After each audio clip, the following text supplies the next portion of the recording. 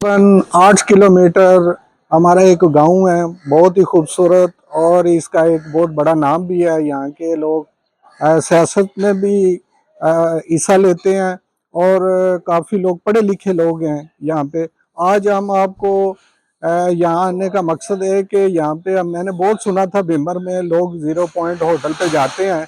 ये रडियाम मठाला गांव है जो आपको हम मुतारफ करवाएंगे, और इधर आपको दिखाएंगे कि देसी मुर्गे भी हैं, बकरे का गोश्त भी है, और आपको नाइट टाइम में भी दिखाएंगे कि यहाँ पे कितना रश होता है, इतनी दूर से लोग आते हैं।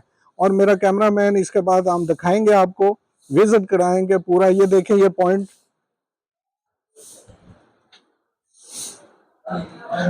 अब हम आपको बताते हैं यहाँ पे खाना तैयार होता है।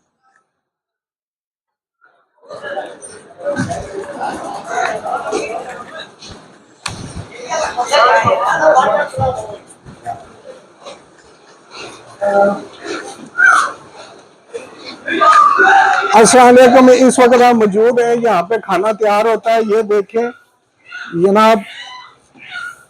अस्सलाम वालेकुम जनाब, की हाल है ਤੁਹਾਡਾ? जनाब आज की तैयार कर रहे हो जी?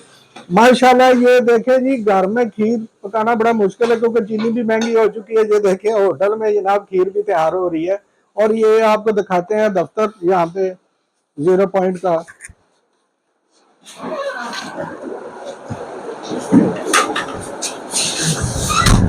अस्सलाम वालेकुम, क्या हाल है आपका? ठीक है।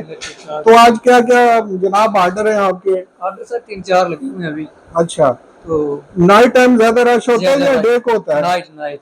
तो जो हंडिया आप तैयार करते हैं वो मतलब स्टील पॉइंट में इस्तेमाल करते हैं या देसी मोल? देसी मोल में सर। वो आप दिखा सकते हैं? जी सर बिल्कुल। ये जी दिखाएं। ये जनाब देसी हंडियां हैं जिसमें खाना तैयार होता है, जो हमारे 20 साल 25 साल पहले हमारे बुजुर्ग जो है यहाँ पे इस पे हंडियां पकाते थे। इसका जायका अपना है। आजकल जो स्टील हो गया, सिल्वर हो गया, और केमिकल भी हो गया, और 100 बीमारियां जन्म लेती हैं, लेकिन आज भी हम कोशिश करें तो इसमें हंडियां पकाएं, इसका जायका अपना है। ठीक है जी।